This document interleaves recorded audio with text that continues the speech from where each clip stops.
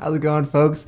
Welcome to another Mandolin Mornings, and you can probably hear our little dog Finn in the background, waking all the neighbors up on this fine Saturday morning. Hopefully, you guys are doing well wherever you're coming from, whatever time it is in the time zone that you're in. I just really appreciate you tuning in this morning, and it's gonna be fun. We're gonna check out some tunes and catch up on what's been going on in the mandolin world. As always, welcome to some newcomers here this week. If this is your first time, this is kind of a weekly thing I try to do here on the YouTube channel, and my name's David if we haven't met before. And shout out to all the regulars again. Thanks for making this a regular occurrence. It's a lot of fun. Hopefully things are coming through loud and clear for you this morning. Let me know in the chat here like where you're coming from, what you're up to this fine Halloween Eve. Happy Halloween Eve to you too as well, Neil from Oregon. And I don't know if you guys have any mandolin Halloween plans. There's not like a whole lot of Halloween music out there, I guess, that we play on the mandolin. I remember trying to learn, I tried to learn up this arrangement of the Ghostbusters song a long time ago and did it for a Mandolin Mondays video way back in the day. Speaking of which, Mandolin Mondays. You can grab one of these over at I think it's an online store over on Teespring if anyone's interested. Just a little promotion there. And but anyways, it was actually kind of a hard thing. I don't think I can play it anymore. But since then, I know like Wee Banjo 3 has done a really fun version of that song as well. I don't know if you guys have seen that version. That's great. Like, what other Halloween music is there? Like, am I missing anything? I just know the Ghostbusters song. Is there like something from there's that other famous like kind of ghost movie, right? Everyone watches the Disney movie. Oh man, I'm bad at this, you can tell. But if you think of any good ones here, let me know. I'll have to go and learn some for tomorrow. This is actually the first Halloween we'll have in this new neighborhood that we're in, and I think there's some kids nearby. We haven't really met too many of our neighbors yet, just because we've been super busy doing stuff. But we need to meet some of the neighbors, and we were talking about dressing up this year. I don't know if we'll make it happen because it's a little short notice now, but we wanted to dress up Finn like Winnie the Pooh, just put a red shirt on him and give him like a honey pot, and then me and Tabitha would dress up.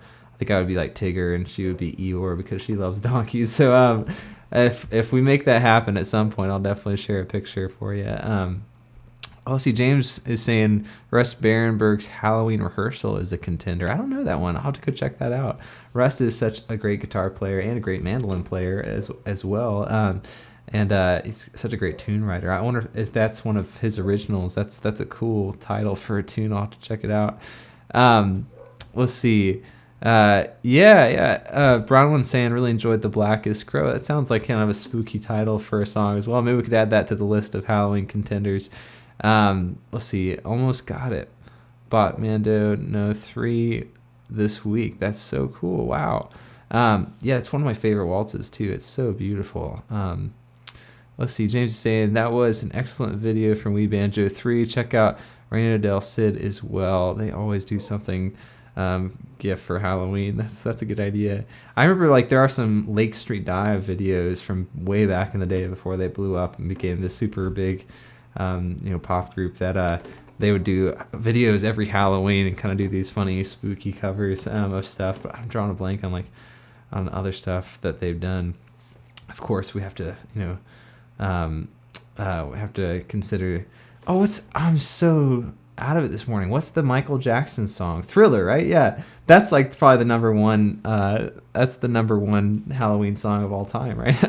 I don't know if there's any mandolin versions of Thriller out there. I think I maybe tried looking at that one year for Mandolin Mondays, but then it was too tricky to play just solo mandolin, so I gave up. But someone needs to do that. And one of you guys needs to take up that mantle and play Thriller on the mandolin and send me a video if you do it, because that's something that needs documentation right there.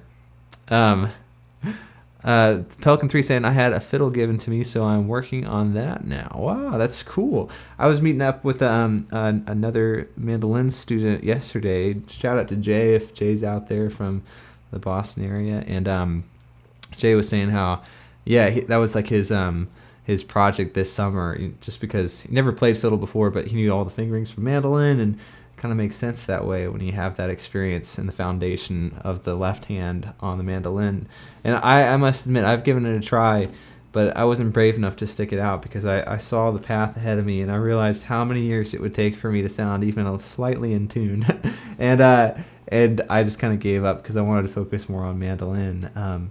But it's a noble endeavor if anyone has the patience and the motivation for it, because the violin is just such a beautiful instrument. It has hundreds and hundreds of years of pedagogy and so much repertoire, and fiddle music is just so much fun. So shout out to any other fiddle players out there, or folks who are just picking up the fiddle for the first time coming from the mandolin. Best of luck for the life without frets, and for life without a pick too, where you have to use this crazy bow with all those horsehairs and everything. But there's some folks out there who can really make it work. Oh my goodness. Some of my favorite mandolin players out there also play fiddle too. Like, I don't know if you've ever heard Mike Marshall play fiddle. That's kind of a little known secret that he plays fiddle. There's really cool videos. I was on Artist Works right when it kind of started off way back in like 2011 for about a year or so, and so much fun hanging out with Mike and taking advantage of the awesome resources over there. If you guys haven't already, definitely check out his course on Artist Works. Mike Marshall's course, that is. And then also we have Sarah Hole now doing an Artist Works page over there too, which is really cool. So yeah, definitely check out both their stuff. But I remember on the Mike Marshall page there were these concerts of the Montreux band, I think is what they call themselves, or Live at Montreux.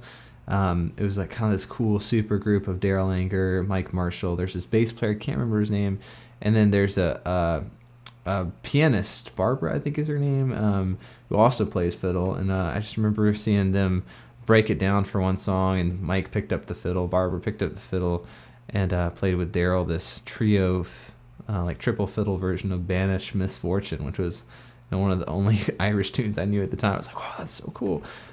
Sam Bush, Uncle Bobby Sand, fantastic fiddle player. I was also talking with Jay about this tune, Leather Britches, which hopefully we'll get to check out here on the site soon. That's another kind of fun one that comes from the fiddle traditions, and I just mentioned it because Sam Bush was pretty famous for playing that, I think with this band called Poor Richard's Almanac, if I'm not mistaken.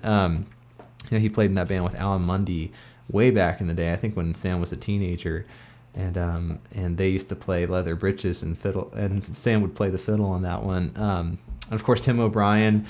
Another favorite record of mine is that what is it called? Fiddler's Green, of course. I'm so out of it. I can't remember Thriller or Fiddler's Green. Who do I think I am? Oh my goodness. No, Fiddler's Green was a Grammy-winning album, I think around maybe 2000 or so, and just a fantastic record of kind of transatlantic folk, kind of bluegrass, Celtic crossed music. That was just fantastic, super inspiring. It's actually where I first heard that song "Foreign Lander," which is a nod in our band name. Tabitha and I, we're called the Foreign Landers. We we knew that song and thought it was just a really fitting title for our band. So a little bit of a nod to that piece, to that record, and also just to that song from our band name. But anyways, I mentioned that because Tim plays both some incredible mandolin on that record. There's a tune called Land's End, which is one of my favorites. Really cool up-tempo waltz. And then he also plays fiddle on that tune, Foreign Lander, and a few others. He's a great guitar player as well. Frank Sullivan, yeah. Mandolin Stu, what's up, man? I hope things are well. Frank Sullivan is a fantastic fiddle player. I also I don't know if you guys know Justin Moses. He's kind of an absolute hotshot studio musician in Nashville. Has a new record out where he plays pretty much all the instruments on there. I think he plays banjo, guitar, dobro, mandolin. I don't know if he plays bass on there. I'm sure he can play bass if he wanted to. An absolutely phenomenal musician. Andy Leftwich is another player like that who plays mostly fiddle. Used to play in Ricky Skaggs' band, but then also does solo stuff where he does mandolin, guitar, everything else. It's unfair, man. I don't know how people have the time to do that. I can barely play mandolin, I feel like, and I can just play a couple chords on guitar, and I can play bass because I think about it like an upside down mandolin, but I can't even really play bass either. But yeah, it's cool to branch out and do different stuff. I have a lot of people ask me, how do you divide your time between different instruments if you are trying to learn like fiddle and mandolin or banjo and mandolin. I did try to learn banjo at the beginning of the lockdown here. I may have shared that with you guys before, but haven't really picked it up. But yeah, it's tough to juggle things like that, right? Thankfully, I think there are some, there's a cyclical nature to it where any work that you put into one instrument will make the learning curve, rise a lot higher. Is that the right term?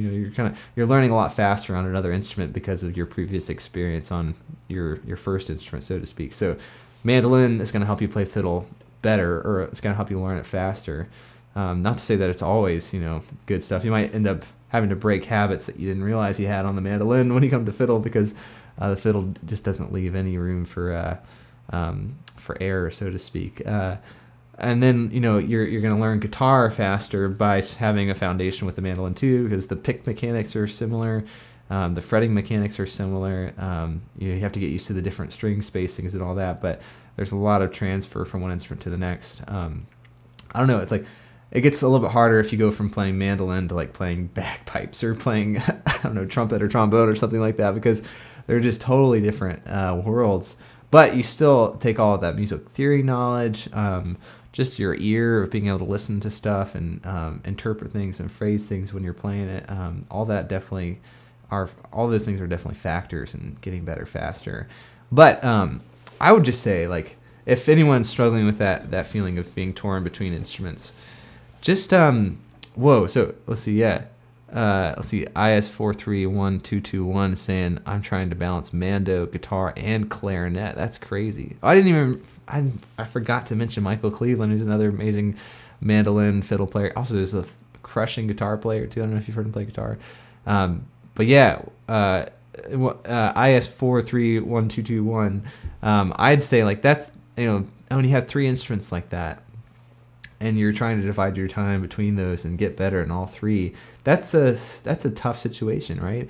And what I'd say, like back in the day, I used to practice guitar and fiddle a lot, and I've not really practiced guitar or fiddle much recently, but I just really enjoyed playing those instruments, and I wanted to get better at them, and I felt like playing them helped me get better on the mandolin too, so I wouldn't worry about so much, how much time you should be spending on one or the other, because it is going to help make you a better musician just any time you have with an instrument. And I would just follow your nose, so to speak. Like Gandalf says in the Lord of the Rings, whenever they're down in like the mines of Moria, like, when in doubt, always follow your nose. Just the idea that you're going to play more of whatever you're enjoying the most at the time. I definitely found that at the beginning of the pandemic when I was starting to play banjo. I was actually playing like 3 or 4 hours of banjo a day, which is like unheard of for me. Like, I'd never done anything like that with banjo before, but I was just enjoying it so much because the world was kind of turned upside down, and I didn't really feel like playing the mandolin because all the gigs were canceled and everything was just I don't know, it was just totally upside down. I didn't know what to do. So just playing the banjo made me play music more, helped me be inspired to play more. It just I think set me up for greater success, and I don't know, like, not that I play banjo full time now, but it's kind of brought me back to the mandolin, give me a new perspective, and makes me want to play mandolin more now. So I think all that stuff to say, just like, do whatever brings you the most joy in the moment, because it's going to help you play more music, which is going to help you become a better musician on whatever instrument you end up on. So it might be like, okay, for a week you just do a deep dive into clarinet and you just love playing clarinet, and then at the end of the week maybe you hit a wall and you're just like, okay, I need to change the pace, I'll go play fiddle for a while, or guitar or mandolin or whatever it is you're playing. Just kind of stay open to those things. And obviously, like, we all have responsibilities too musically. If you have a gig coming up on clarinet, it's like probably good to practice clarinet for the majority of your time and make sure all those things are shored up the way you want to. So it's just there's time management quality to it as well, like where you have to put out the immediate fires in front of you on whatever instrument you're playing, as far as like the opportunities that you have to play gigs, to play jams, to record or do whatever. But if you have the space and the time to work on whatever you want to, like, follow your nose, see what happens. But yeah, and I think this is true with like different styles as well. Like Like Paul saying, I'm trying to learn 2 or 3 languages at the same time. Yeah, it kind of feels like that. But yeah, Diane here is saying, Shoro songs use all 3, mandolin, guitar, clarinet. That's a really practical way of kind of killing 3 birds with 1 stone. It's a terrible metaphor, but you get the idea. You could practice Shoro songs on the mandolin, and once you learn the song, it's really easy to transfer that knowledge of that one song to the other instruments that you're playing. A really great way of making your time more productive and effective. Or like if you're trying to learn different styles, that's also challenging too. Like how do you balance practicing Celtic music and Shoro music and bluegrass music and all that stuff? And it's tough to just skim the surface of all those things. I remember hearing Ron Block talk about this when he did a record with another great banjo player, a 4-string banjo player over in the UK named Damien O'Kane, who's like kind of one of my favorite musicians ever. I don't know if you guys know his stuff. Damien O'Kane, like the stuff he puts out now is kind of interesting. I still love it, but it's like very electronic and produced, and he plays electric tenor guitar instead of banjo on most of the tracks, and sings and does really cool like interpretations of folk music and these modern renditions.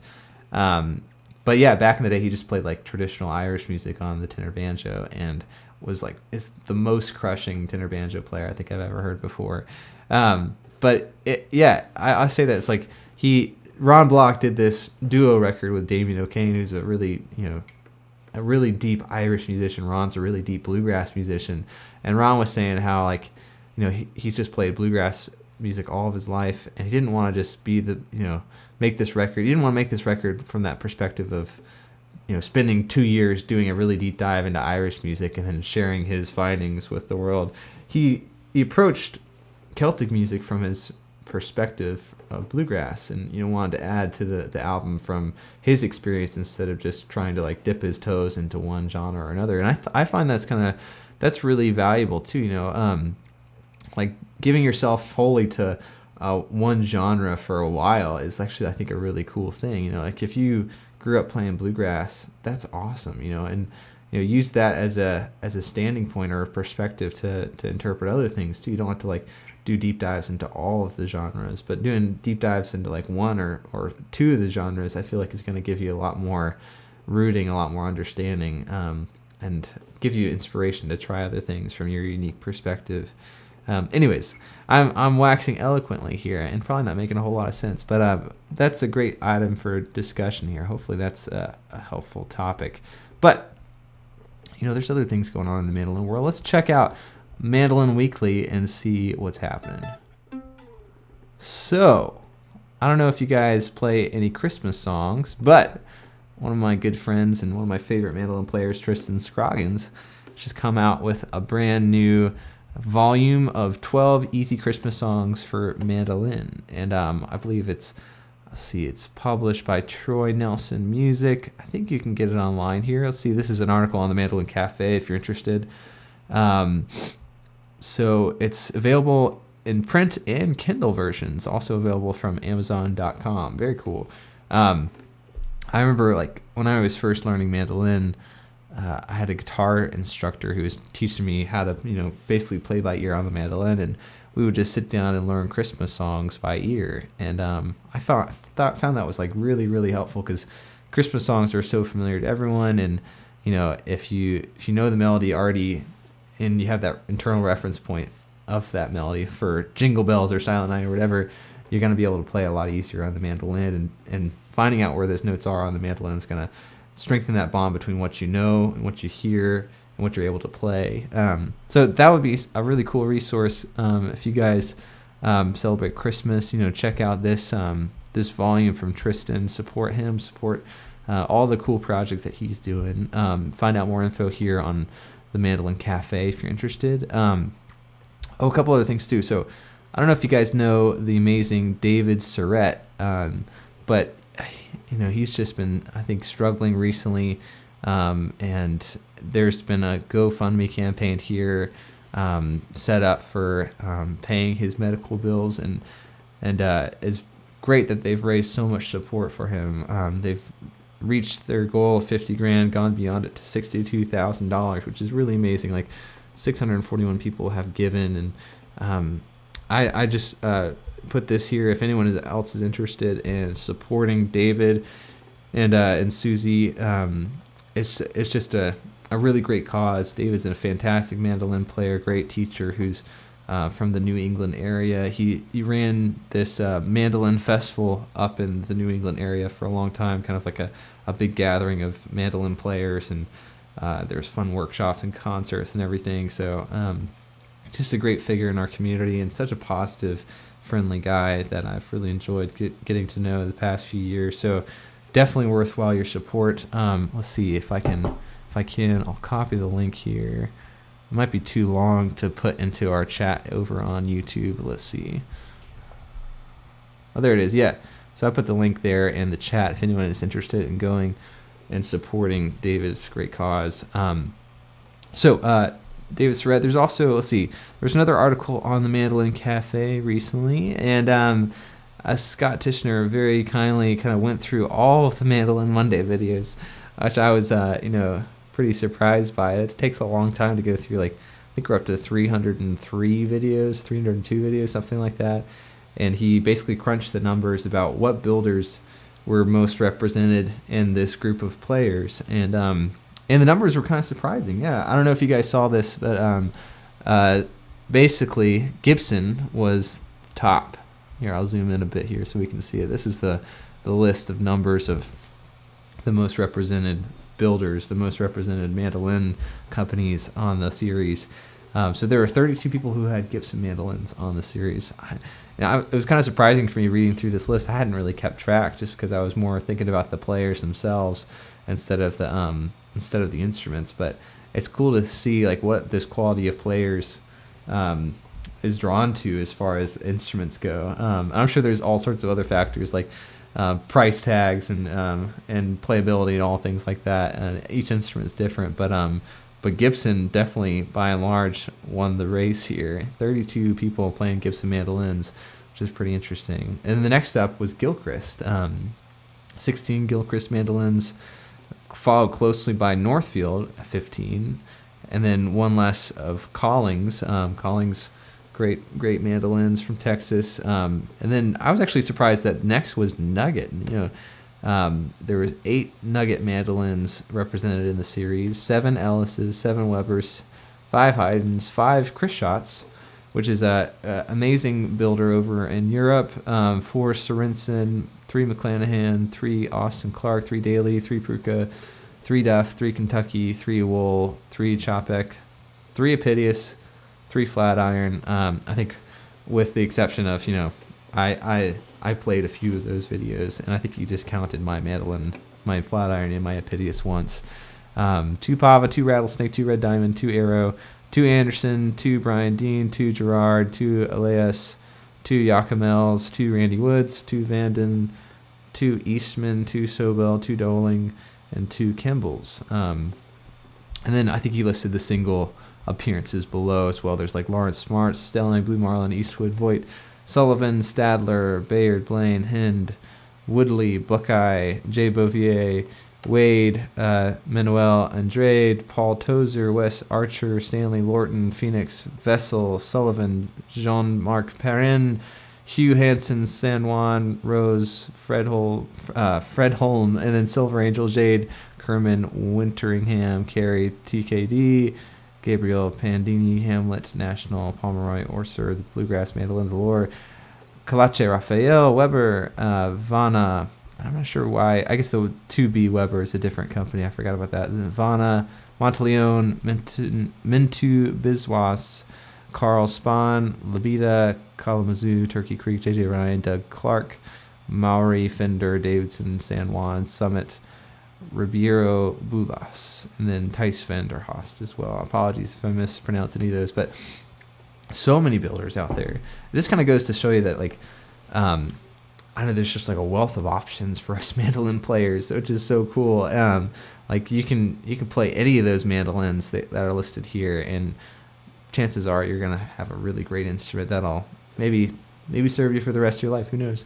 So check out the numbers if you're interested. I don't know if this means like one instrument builder is better than the other. Everything's so preferential, right? It's I don't know. It's totally up to the player, what the player's style is, what the player's genre of choices, or where they're from. Even all those factors kind of go into it. But yeah, definitely interesting stuff. Check out the article if you're interested. One last thing here on Mandolin Weekly. I've been mentioning this kind of on the channel, on streams recently. If anyone hasn't heard about the Modern Mandolin Workshop, definitely check that out as well. Let me put this link in the chat for anyone who hasn't seen this already. Definitely worthwhile checking out. This one's coming up next week. It's hard to believe. We've been planning this for the past few months, and did a little intro kind of overview video of this camp. I guess it was last week. So if anyone wants the full spiel, go check that out for sure. But check out the faculty for this. The list is just absolutely stacked. I'm really excited to be part of this, and to also have been a part of helping plan this with Casey Campbell and Tristan Scroggins and the camp director Jake Sheps, who's an amazing banjo player. This is going to be a lot of fun. It's going to be online, 3 days of jam-packed workshop material, concerts, just online hangouts, getting to play for each other, ask questions, and I think we're gonna be doing a really deep dive too. I think this workshop is definitely geared more towards intermediate and advanced players. Not to say beginners aren't welcome. I think anyone is welcome who wants to really dig deep and learn. But I think we're gonna be probably digging up some stuff in these workshop classes that you wouldn't get at your normal mandolin workshop. And you can just check out like the course material here on the schedule and read through all the class listings here just to see how different and unique it is. Like, we're doing a whole workshop on Monroe in the 21st century from Casey Campbell, which I'm really stoked about.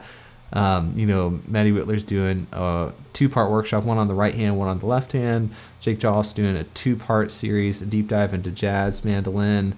I'm excited to get to teach a couple classes too. I'm doing one on like practice productivity and one on advanced scale concepts.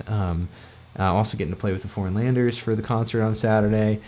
It's going to be a blast. So definitely check it out. You can also use the promo code Benedict15, my last name.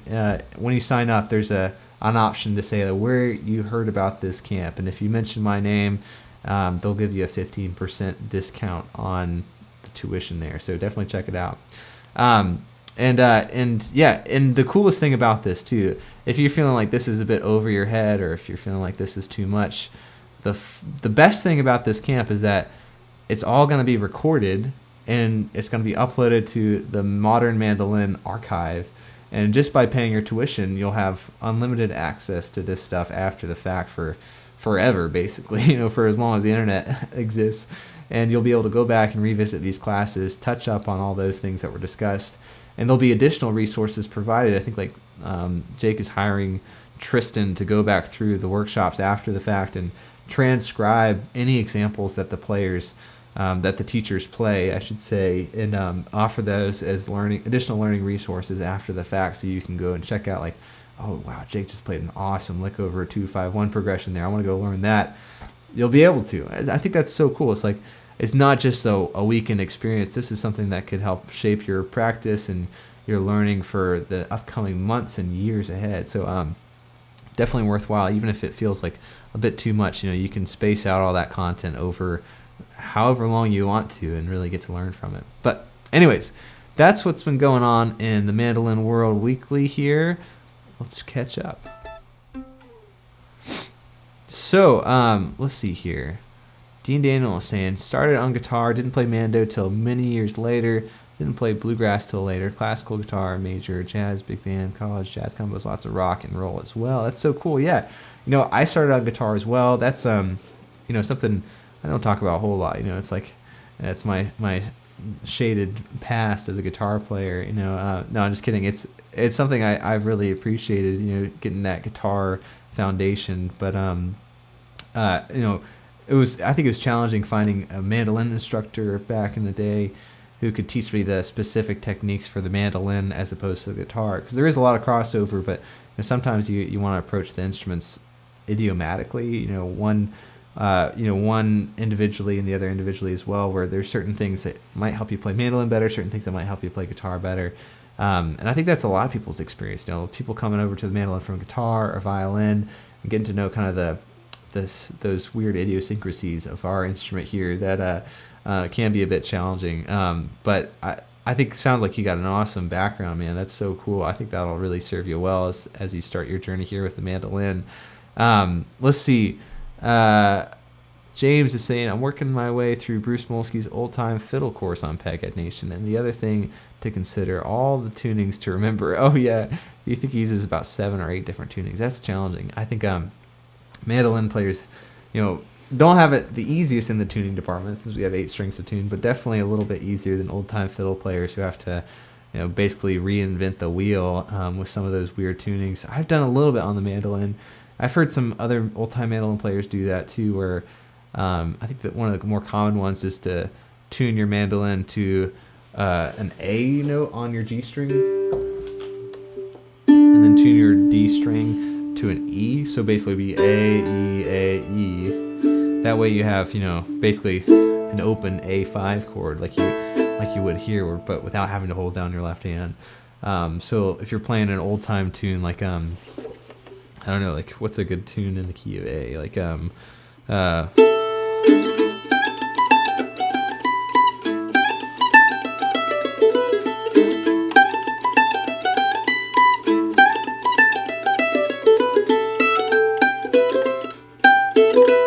how's that go? It's like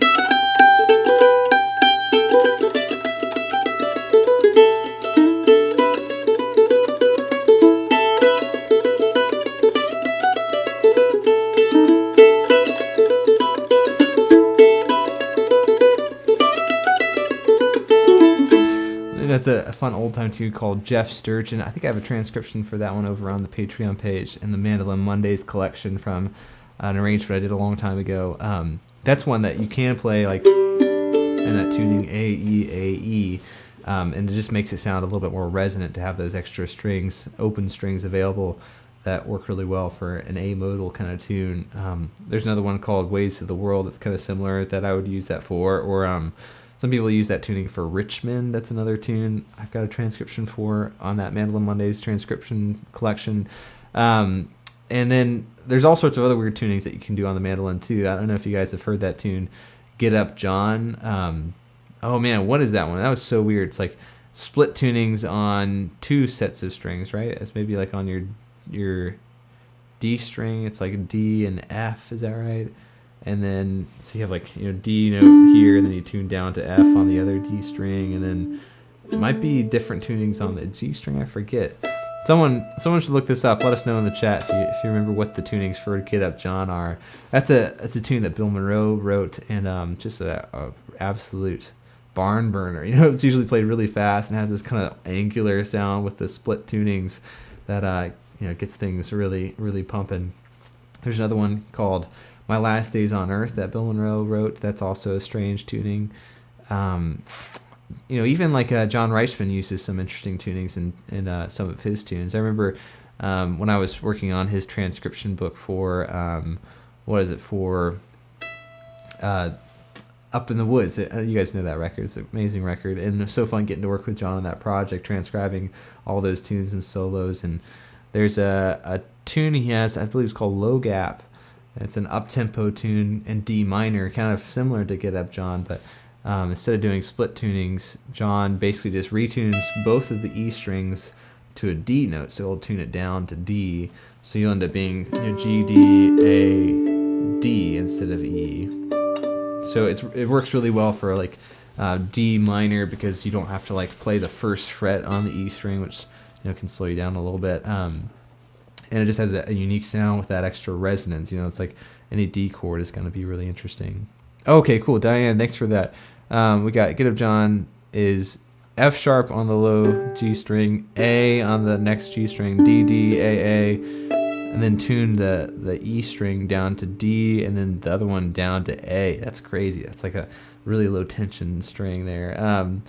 Yeah, that's so fun. It sounds like absolutely maniacal when you play it all together. But like when you play the notes that are in that tune, it sounds really cool. Definitely worthwhile checking out. One word of caution though, like I think all those tunings you're tuning down except for the A note on that second G string. So I think I've heard of people accidentally like tuning up to an A from the E string and having the E string snap. So watch out for that. Usually, I don't think you really want to tune the strings that much higher than the pitches that we normally have, G, D, A, and E. So the most you might do is like tuning up a whole step, like we have when you tune the G string up to an A, I should say, or the D string up to an E. And most of the time you're kind of tuning down though. So tuning down to F sharp, tuning your E string down to D and down to A. But yeah, really fun stuff. I don't delve into that too much because it's a bit of a, I don't know, it's a bit of a commitment to play a cross tune like that because, yeah, like Ron was saying here, I have enough trouble just keeping it in regular tuning. Yeah, that's the hard things, like keeping your mandolin in tune and those weird tunings. And then also you have to tune back up to regular tuning whenever you want to play a normal tune. So it can be helpful to have like a spare mandolin. That's what I've done sometimes with this flat iron. I'll like keep that flat iron tune A, E, E, or A, E, I should say, or like the Get Up John tuning if I'm working on a tune like that. And I can come back to my Piteous here and play everything else that I might want to do. But yeah, a couple of folks have mentioned that Sierra Hole video. That's a really good one of Get Up John. I think I may have learned the tune from watching that and listening to Ricky Skaggs play that one. Ricky's got a great version of that tune as well. And of course, you can hear Bill play it too if you want to go straight to the source. Let's see here. What else we got going on? We got shut-in sessions here from Franklin. Welcome. Let's see. Diane saying Tristan's book looks great. 2 levels with double stops. If you're looking for Mando Christmas variations, try 100 Christmas carols and hymns for violin and guitar from Mel Bay. Yeah, thanks for that tip, Diane. That's great. James is also saying you can also play the melody down an octave a little easier in cross tunings. That's right. Yeah, that's another element of that I didn't even mention. But when you tune to A, E, if you play a melody here on the A and E string, basically you should be able to keep the same fingerings on your G and your D strings, but obviously I'm not tuned that way, so it doesn't sound right. But basically it would sound like that, but I could keep using the same fingerings that I used on the higher strings. So it does make playing lower octaves of a melody a lot easier. You can just use the same fingers, same frets, and it's kind of like an easy bake octave variation of a tune. Definitely worth checking out. Super fun. Well, we've been doing a whole lot of talking, not a whole lot of playing. I apologize. But why don't we come over to tune time now and make up for that? Let's play a tune together. This is one that I pulled up, something we haven't played a whole lot on these streams, but it's actually kind of one of my favorite tunes. The Girl I Left Behind. I don't know if you guys have been going through that beginner series, but this is one of the tunes that we learned kind of in the middle with some hammer-on variations. So I've written out just like kind of a simple version of the melody with a few hammer-ons that you can use to practice that technique if you're interested. And for these transcriptions, I've been writing out those pick directions in the middle, if that's helpful. If you're reading this for the first time or still getting used to this tune. And that little letter H in between the tablature and the standard notation is telling you where those hammer-ons happen with the little arcs over the notes. So watch out for those if you want to play that way. But obviously, you can play this tune any way you want to. You can make up your own variation, add some extra notes in, all sorts of stuff. That would be fun. And kind of the fun thing I like to quote about this tune is that I remember reading, I have a book on the history of jazz here by Ted Gioia. I don't know if you guys know that book. It's a really great one. And I was reading in that book about Louis Armstrong and how basically I think he used to quote this song, this melody in some of his solos, which is kind of a cool idea.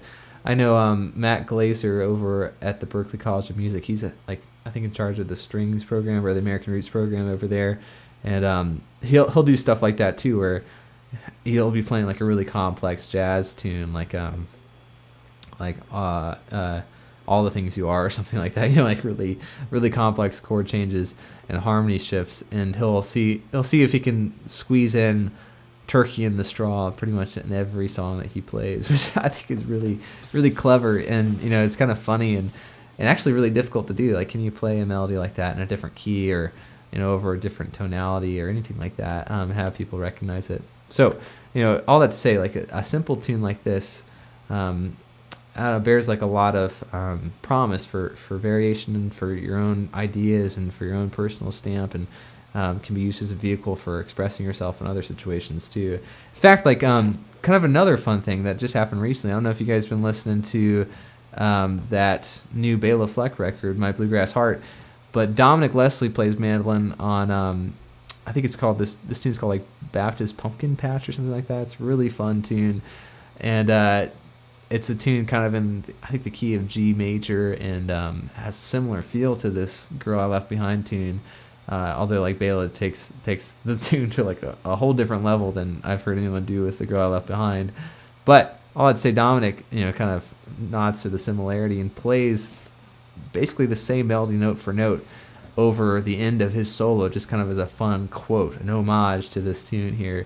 Definitely fun whenever you can kind of cue a listener in like that. It's almost like you're telling an inside joke to a listener, and if they recognize the melody, they get it.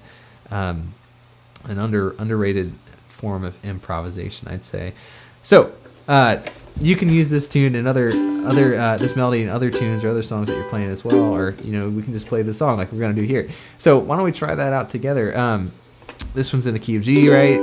Easy chords, right? Just 3, G, C, and D.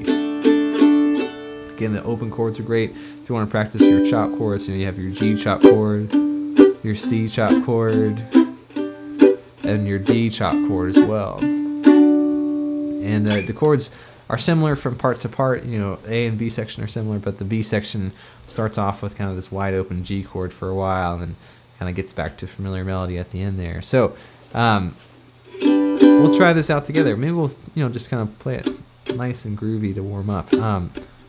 Maybe I'll start us off with some potatoes like this, like a...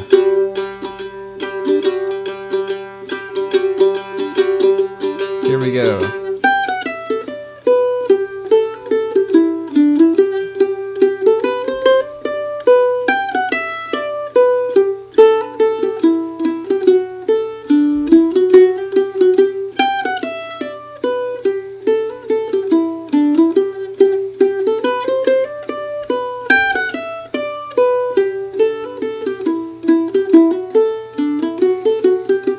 B section.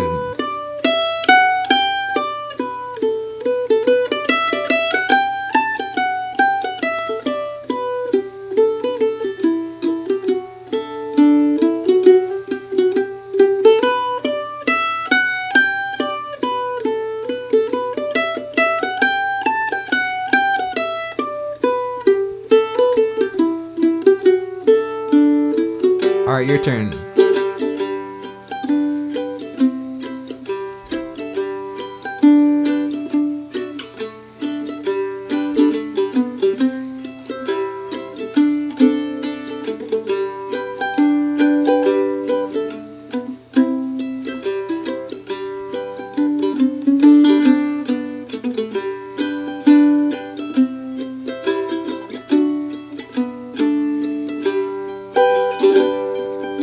B section now.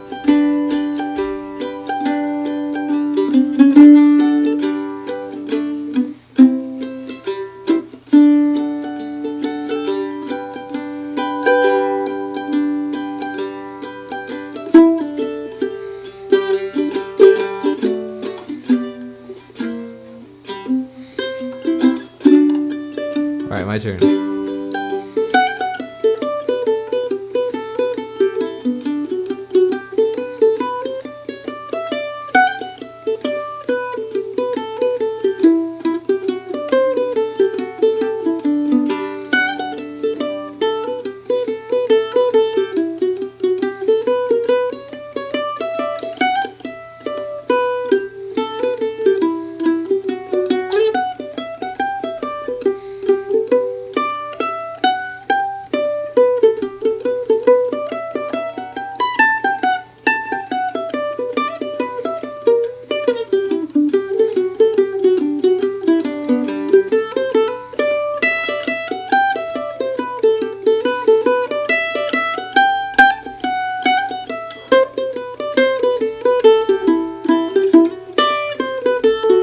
ear go. Probably heard Finn barking in the background there. Didn't like my solo, probably.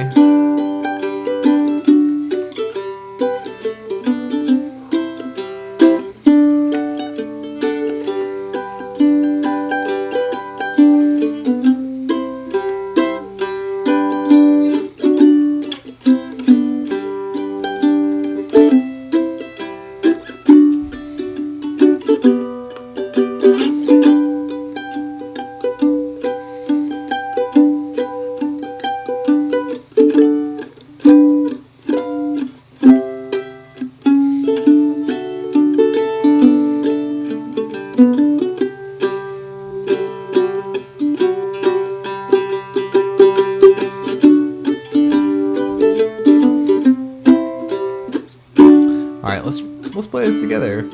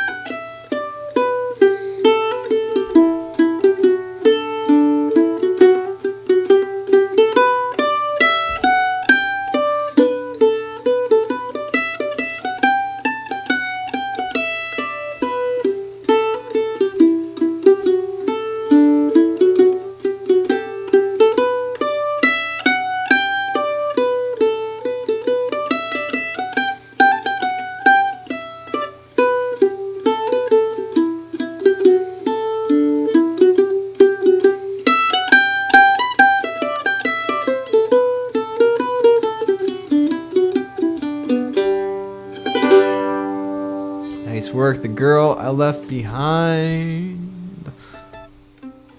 Well, keep the chat coming here. Let me know what you're thinking. Any other songs you want to be playing here during our session? I think we got time for a few more. But no, just as an aside here, I had another student I met with online yesterday who was asking about this idea of potatoes, which I know we've probably talked a little bit before. I know maybe Williams asked about this, and I don't want to repeat myself too much, but yeah, it's a fun way of kicking off a tune like I did there for this one, and that idea of like kind of the beginnings and endings of pieces, the potatoes, and some people also call that, like that little lick I did at the end of this song, a tag ending, where you're playing an extra few measures after the melody to finish out a tune, so everyone knows when to end at the same time. And I think that's what they are, really. They're just kind of cues to the rest of the jam or the rest of the band that you're playing with. Okay, this is the song, this is how we're starting it, the tempo, the key that we're in, and then at the end, you're kind of saying, okay, this is the end. You guys know, you've probably heard this before. Okay, we're going to end at this particular spot here together. So, potatoes, that's an easy one to start off with. Basically, what I did there was 4 measures of an introduction with this potatoes to get us all on the same page as far as the key and the tempo of the song. So even if you didn't know this was The Girl I Left Behind in the key of G that we were playing, you could think, okay, like David's starting off with 2 G notes, which is kind of cueing us into the sound that, okay, like I'm probably going to be playing over a G chord at the beginning or in the key of G. And just that tempo, that kind of 8th note feel, that gets us all on the same page as how fast the tune is going to be. So, usually the count goes something like this, so where you're playing 2 measures, 1, 2, 3, 4, 1, 2, 3, 4, and then you kind of ramp it up for the next 2 measures, 1, 2, 3, 4, 1, 2, 3, and get straight into the melody on the downbeat of the next measure. And that works for any other tune in the key of G, right? You could play another one we've been playing is Big Sayota, right? Like as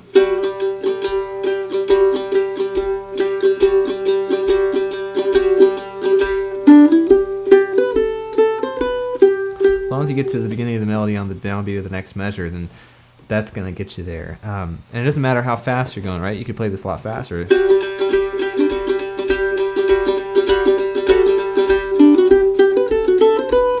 Same idea.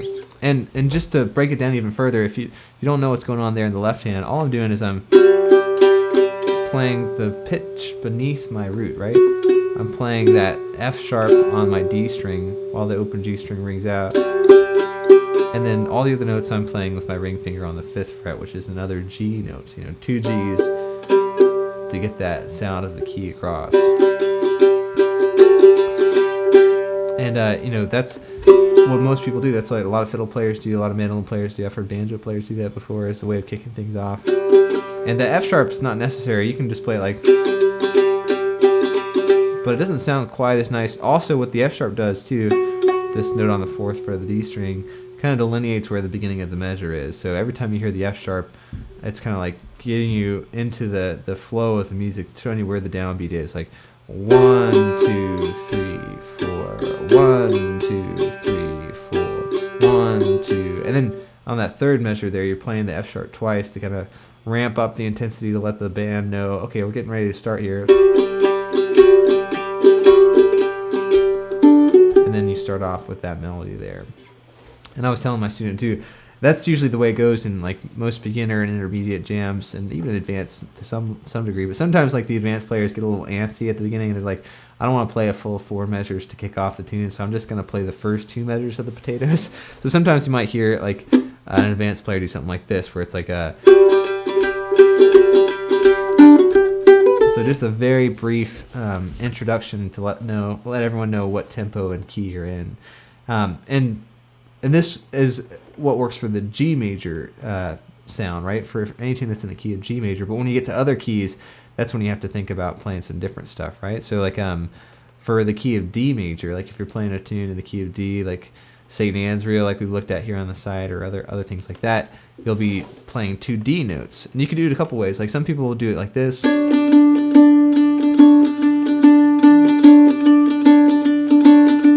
Same motion on your D and your A strings now, where you're going from that C sharp, the note beneath your root, to the D on the 5th fret of the A string.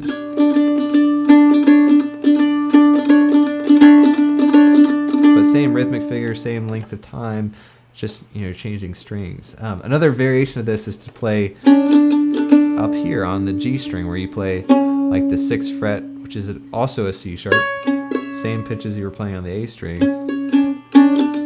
to the D note on your 7th fret of your G string. So now you're playing unison Ds. You're not playing octaves, the same pitch octaves apart. Now you're playing, it's actually the same pitch and same octave, but it has the same effect. Something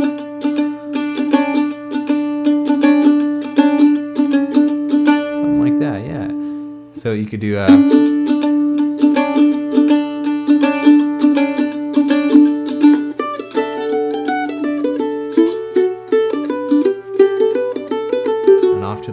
with that tune. And then one other key that's really common in bluegrass is A, right? So for A major, I'd probably do this, where you're playing the 6th fret on your D string to the 7th fret on your D string to get that A note.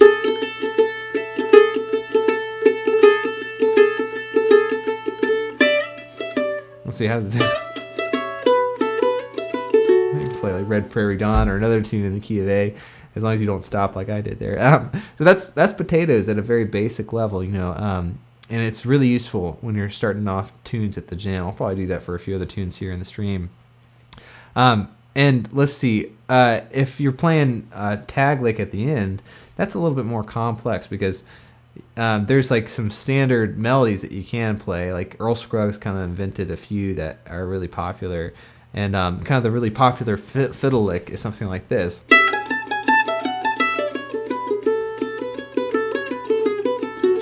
Something like that, where you're playing that's something that you hear, like someone mentioned Arkansas Traveler maybe, or another type of Arkansas song earlier. Arkansas Traveler has that lick built into the tune. We're playing it in the key of D, and that's like the last 2 measures of each of the sections. But sometimes you'll add that to the very end of the tune. So if I'm playing like Red Prairie Dawn again, let's see.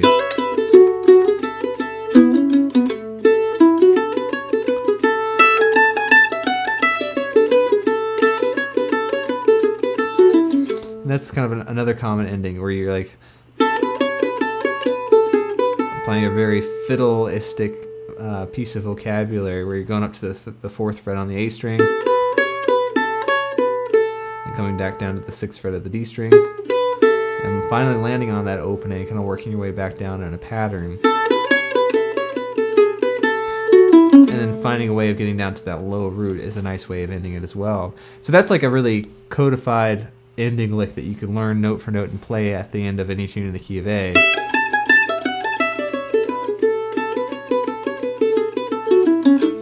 And that's going to get you there, and everyone's going to know, okay, like I can hear where this is ending up. I want to end on that A note, that low A note with, you know, with David as he's playing this lick.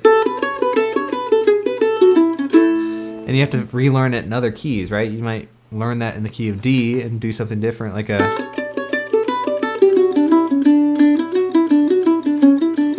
you know, maybe to end it on the high D, since you don't have a lower D than your open D string to work with there. That would be a way of doing it, like a.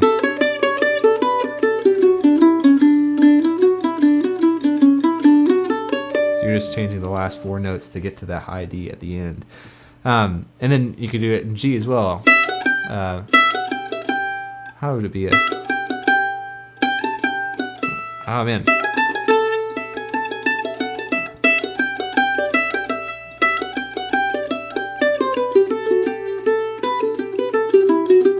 Let me try that again.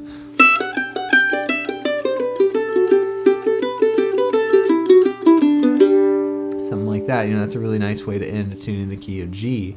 But here, what the challenging thing about this is, beyond that, a lot of people just make up their own tag lick and improvise it off the cuff. At least that's what I've always done.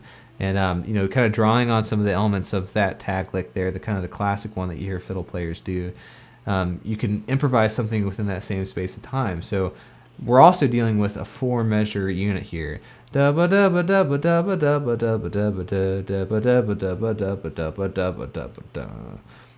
can't even sing it, but you know, you get the idea. We're ending on the third beat of the 4th measure of that phrase.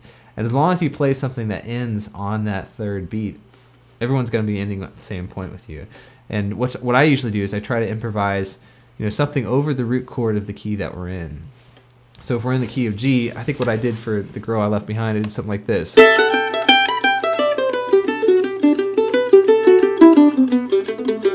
I'm still ending at the exact same spot on my G string on that really strong root note, but I'm improvising something different in the middle.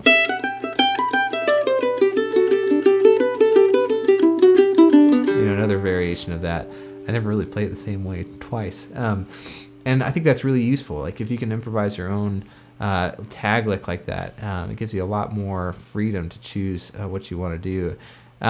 Yeah, so maybe try improvising some of your own tag licks like that. And the main thing is making sure you end at that 3rd beat on the 4th measure, and you play something that works over the root chord in the key that you're in. So if you're in the key of G, you might want to start and end your lick on a G note. That might be your strongest option to choose from. It doesn't really sound quite as strong to like end on a 3rd of the chord, like a B.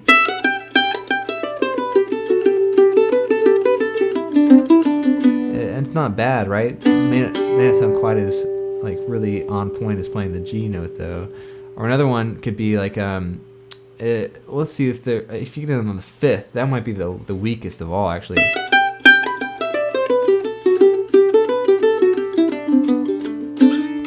That doesn't really sound right at all. Like I wouldn't ever really land on the 5th at the end of a tag lick like that. It's usually the root, maybe sometimes the 3rd, probably not the 5th of the chord though. But then you get to do the same thing in other keys too, right? You could do A, like a.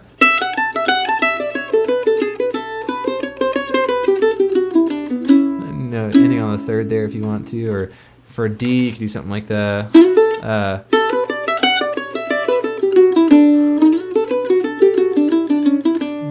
that's another example of a tag lick starting and ending on the root of our D major chord here.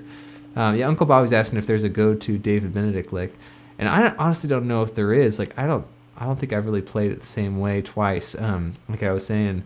And I think it's fun to like keep it up in the air like that and seeing what happens. Sometimes it doesn't work out, but oftentimes it does, and it's kind of a fun moment to test out your improvisational skills. But if you're looking for like a place to start, I definitely learned that classic fiddle one. Like it's also built into some other tunes like Monroe's Hornpipe. That's a Monroe tune. It's like a.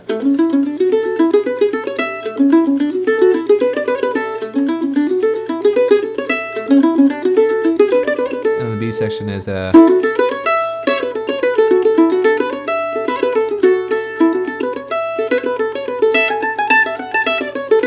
So, you know, right there at the end of the melody, you have that phrase built in. And sometimes that's another, you know, an aside here, another kind of rabbit trail is that you can also shorten the tag lick as we did for the potatoes at the beginning, right? You know, instead of playing 4 measures, sometimes people will just play, and that'll be the end. It'll just be a 2-measure lick. So, like if you're playing another tune in the key of A, like Red Prairie Dawn again.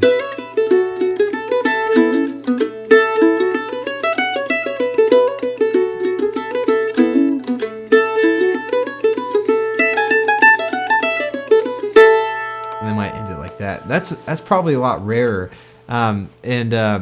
there's like kind of a few set tunes that actually do that. I think like The Road to Columbus is another Monroe tune in the key of A, where Kenny Baker, the way he plays it, if I'm remembering this right, he'll play through the whole B section, you know, like a.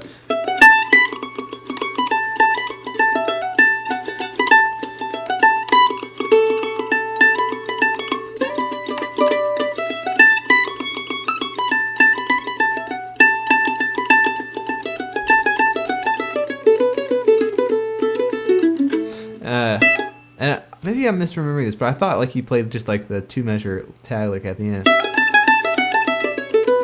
and ended it like that. But it might be one of the other tunes on that record that Kenny Baker plays Bill Monroe.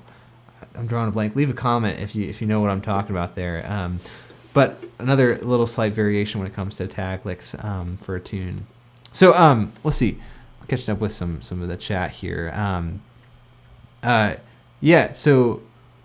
Let's see. Dance Tune is asking, sound like you're playing with the pointed pick today and the clown barf. Yeah. This is actually the clown barf pick that I've recommended for folks to check out. I really like it. You know, it's been kind of my main pick for coming on a year now, which is kind of hard to believe. I've gone through a few of them. Like, I think this is maybe the second or the third one that I've tried. And they do wear down just like any other pick out there. So I probably go through a pick like every maybe 5 or 6 months. So yeah, it's actually a pointed variation of it. They do sell the clown barf pick and a rounded pick shape, which I don't know if I actually have one nearby to show as an example, but it's got less of a pointed edge and more of a rounded edge, kind of like the other Golden Gates that are really popular. And I don't really know if the clown barf color makes any difference. Like I've got some of the tortoiseshell colored ones in same shape, same size, same thickness, and I think they're pretty much the same as far as I can tell. Maybe I'm wrong, but yeah, the clown barf one is just way more fun. It's a lot easier to spot if it like falls on the ground. Yeah, I really like these. Check them out. They're only like a couple bucks. You can find them on Amazon or on the Banjo Ben website. And yeah, I've been hearing from a lot of folks who've been really enjoying them. But again, to each their own. Like the pick is such a personal choice, and there's so many great options out there, much like all those different builders and luthiers that we have for mandolins out there. Let's see. So James is saying, let's see, similar philosophy to walking notes to lead into chord changes. Yeah. So like I was probably doing some like different things with my accompaniment there. Diana's saying C chop. Do you keep the fingerings the same on the lowest string? G chord, pinky, C chord, pinky or finger. And then we have Steve's asking about like really like the bass runs and inversions you play during backup. Any tips on this? Yeah, so that's a really great topic as well. Maybe we could approach like all the things we've been talking about with another tune here. Let me come back to tune time so we can see a chord chart together, and I'll show you what my process might be for something like this. So even like for The Girl I Left Behind, if we're playing this chord progression, I can show you some of the things that I was doing. I'm thinking about like a few different things. So I was talking about this with another student as well. It's fun like how all these kind of topics kind of come back up, and they're useful in so many different situations. But if anyone's just getting started, like getting beyond just playing chop chords or just playing normal open chords with the strum pattern, I try to combine a lot of different things together to keep myself engaged as an accompanist. And I try to combine like open chord shapes, chop chords. I'll often use double stops on lower strings to kind of create some interest, or open strings as drones across the chord changes. And then another thing I do, like we talked about last week on the stream, was those Jethro chord inversion shapes that I think are really useful. If anyone wants to check it out, you can access the previous stream from last week over on the Patreon page, and I think it's stream number 35 from the week before this, where we're looking at how you can play like an A major chord in 3 different ways. You know, like you can play this different version, you can play this different version, and this different version up and down the neck. And just real quickly, if you want to know these, if you don't already know them, they're your root position shape down here on the second, and 4th frets of your G, D, and A. I'm not even worried about the E string. I'm just muting it. The next one is 6, 7, 7, G, D, A. You can also bar down like this if you want to. The last one would be 9, 11, and 12. And you can figure it like this too if you want, either way. But, you know, I showed in that stream how you can basically learn those 3 inversions, those different shapes for all the major chords out there, and drill them up and down, maybe using the circle of force as a way of exploring them all and getting them familiarized. And then you have a lot more options to draw from as far as like accompaniment. And you don't even have to stay like on the same chord shape for one chord necessarily. Like even if I was just using those 3 shapes for all 3 of those chords, G, C, and D now. No, I could find different ways of combining them together. Like I could even start off like, maybe do something like this.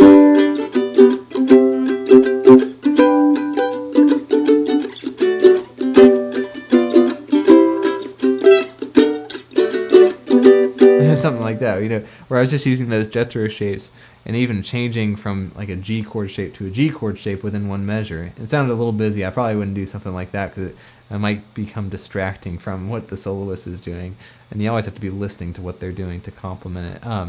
But like on the B section, you have that wide open G chord. That would be a great open opportunity to try going from one G chord to the next. Like,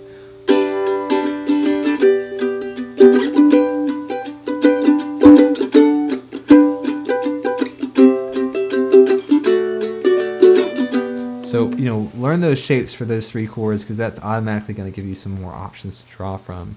But what I don't usually just stick to one category. You have the open chords, you have the chop chords, you have the double stops, and you have like the Jethro shapes. Those are usually kind of the 4 categories I think about. And then I try to combine them together using some motion, like some melodic ideas to go from one to the next. So for instance, I might play kind of more of a guitar style accompaniment with some open chords like I did for this tune earlier, where I'm alternating between the root and the 5th of a chord. So starting off with the G chord on the first beat, kind of hitting the higher strings on the second beat, and then grabbing the 5th on the third beat, and then those high strings again on the 4th. So it'd be 1, 2, 3, 4, 1, 2, 3, 4.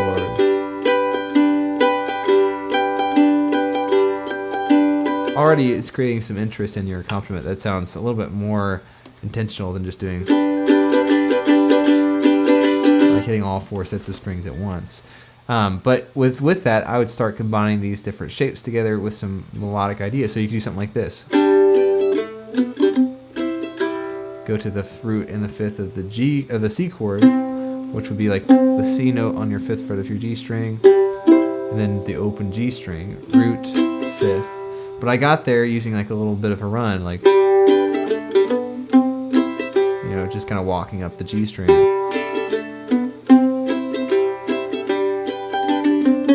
I think I did something like that for the D chord, where I did a fast 8th note run from the C to the C sharp to the root of my D chord.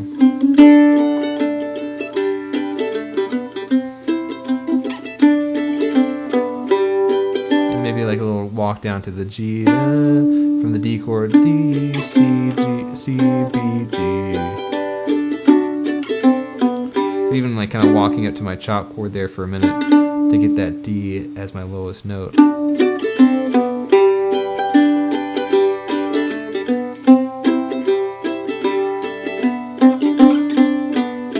Maybe do a long walk down to the G on the second line.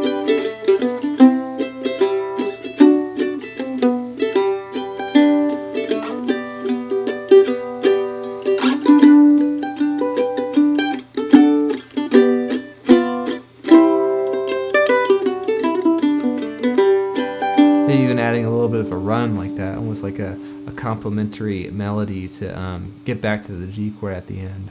Again, it's not like you want to you don't want to be too notey, too flashy, to distracts from the featured player, but it can kind of become a conversation, which I really like. It's like you're listening to what the player's doing, trying to add some runs in the gaps and connect the chord tones together that might egg them on. Yeah, James has talked about John Doyle.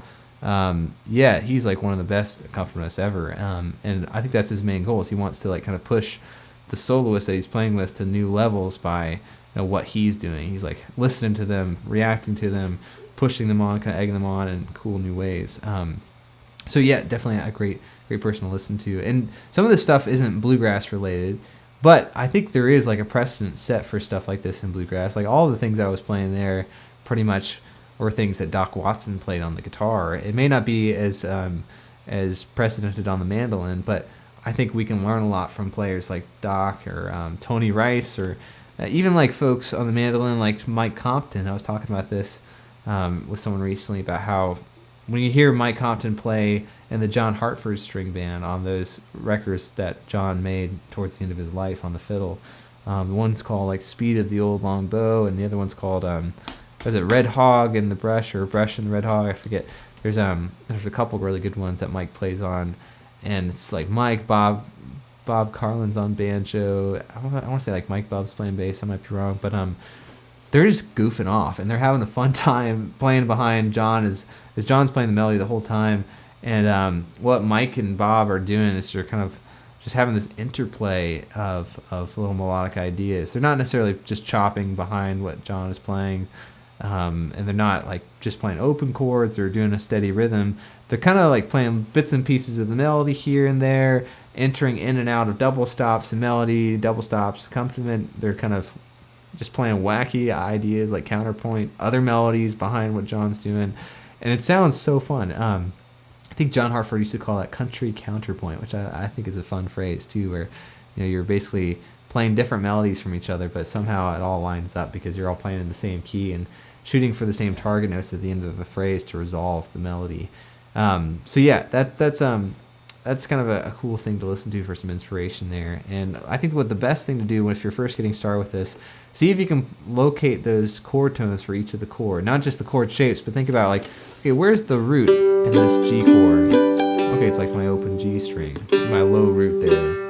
And then the fifth of the chord, which is that D note. And trying to hit them on specific beats in the measure is going to give you a roadmap of target notes to shoot for. Do the same thing for the other chords too, right? You have C, G, root, fifth, and then D will be D, A, D, A. Much like a guitar player or a bass player would do. And then once you see, okay, like those are the root notes I'm hitting at the beginning of the measure, that sounds really good with the chord, it kind of communicates the essence of the harmony to the listener, then I would use the roots in particular as target notes of notes to walk up to or walk down to, or creating a little melody from one chord to the next to get to that root right on time. So like what we're doing there with that walk up from the G to the C, I can identify that C as my target note and get there right on the downbeat to communicate this idea.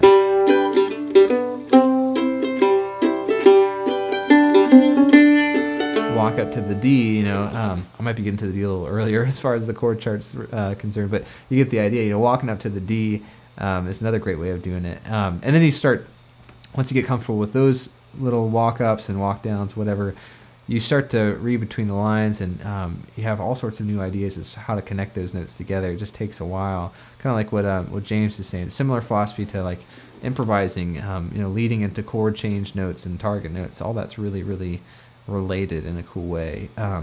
So yeah, hopefully that answers your question. And maybe we could, to close up today, why don't we try another tune together, or we can try out Potatoes.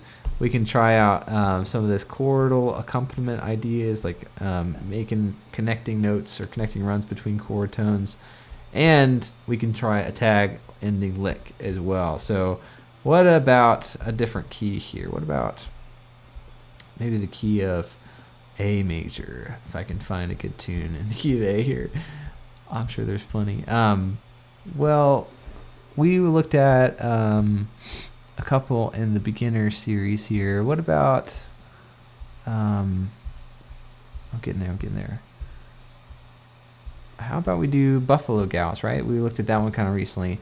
That's a good one, simple one to kind of focus on these aspects here. So for potatoes, right? Let's talk about all these different things. So for potatoes, since we're in the key of A, we're going to be doing the 6th fret on the D string to the 7th fret on the D string.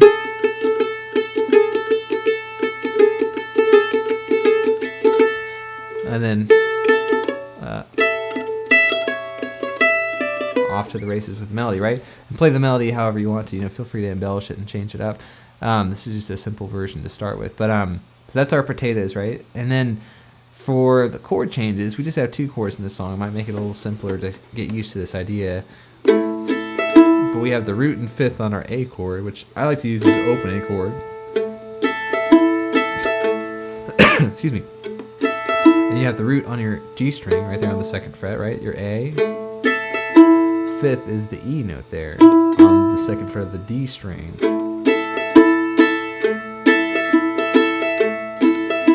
And then for the E chord, that's the only other chord we have. I like to use this kind of open E shape. It's like 4, 2, 2, open. And you have the root. It's a higher root now. The root's on your D string. And then you have the low 5th on the 4th fret of your G string.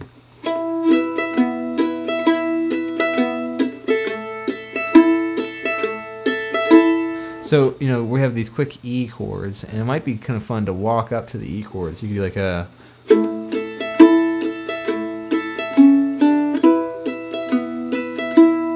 something like that, where I was basically just playing a C sharp, a D, and then landing on the E on the downbeat of the E chord change, I should say. Oh, sorry. C sharp, D, E, back to A.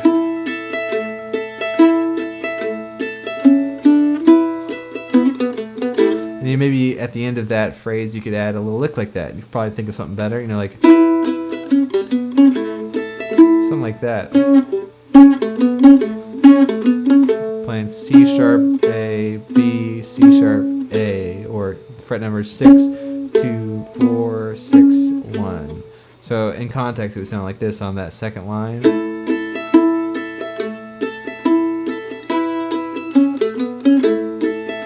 Not bad, right? That's unoffensive. Doesn't sound too busy. So the whole A section would be like this.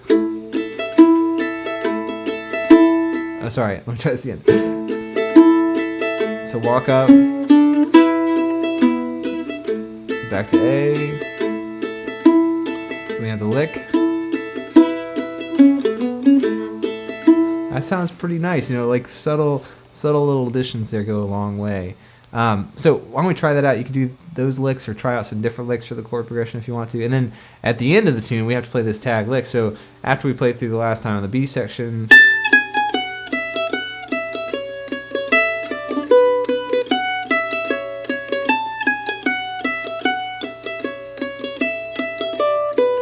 how about we do something like this?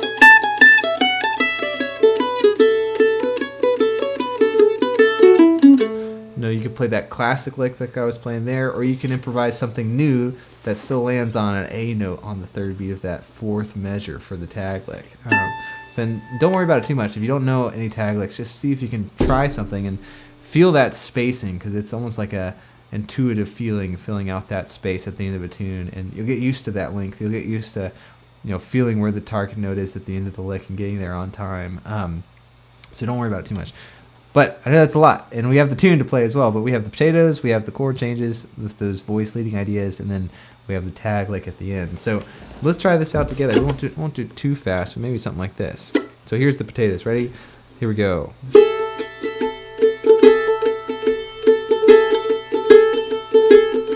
Here we are.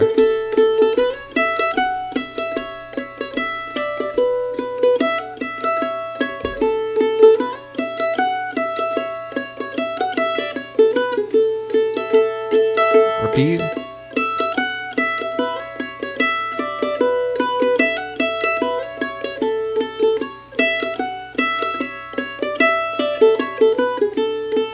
B section.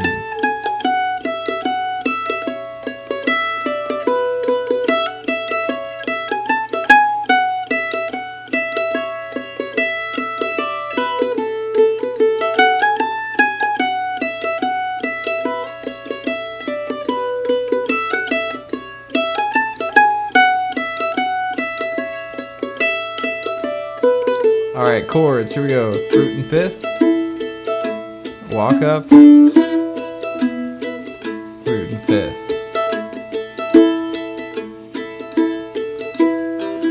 Lick. Repeat the A section now. Maybe walk down to the A. Longer lick if you want to. Now the B section.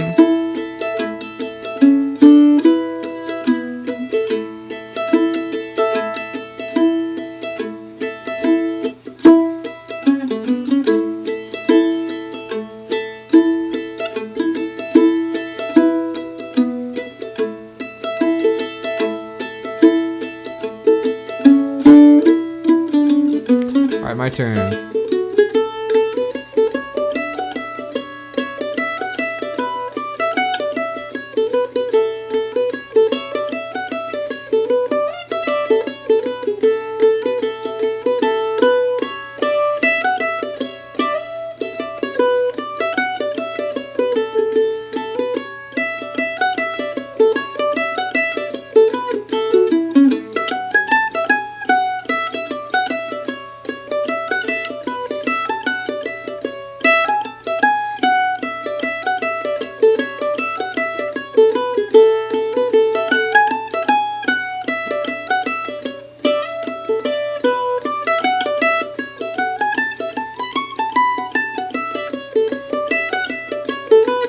Your turn again.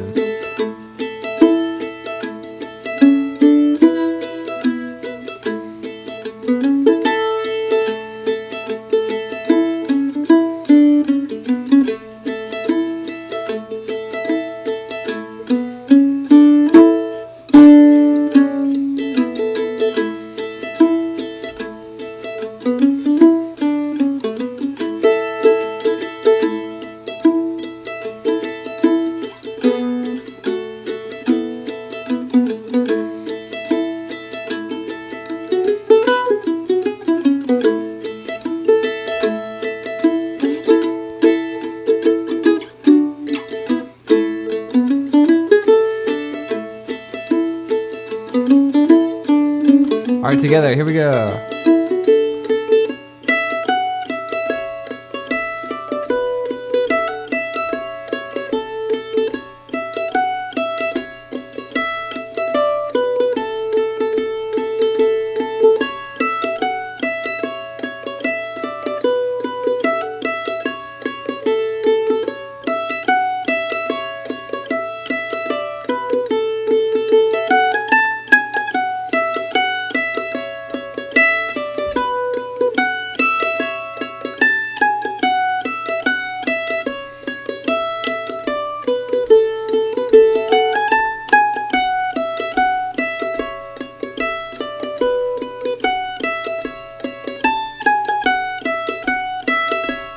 All right, tag lick. Here we go.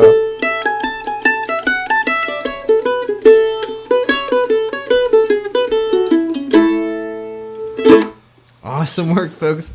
That was a lot of new stuff there if you hadn't tried any of that before. But I think that's so fun, like taking a tune like this and using it as a vehicle to experiment and try new techniques. So well done, well done. Thanks for trying that with me. Well, let's see here. Yeah, Steve Davidson says, thanks a lot for that. Plenty of ideas to try out. Well, I'm so glad, Steve. It's been a lot of fun hanging out this Mandolin mornings, and really appreciate you guys all tuning in. And kind of the big spiel is, thanks for all the support over on Patreon, for all the subscribers here. All that stuff goes a long way. If you want to, get more learning resources, and you're not a part of the Patreon page, definitely check it out. There's a link in the description below.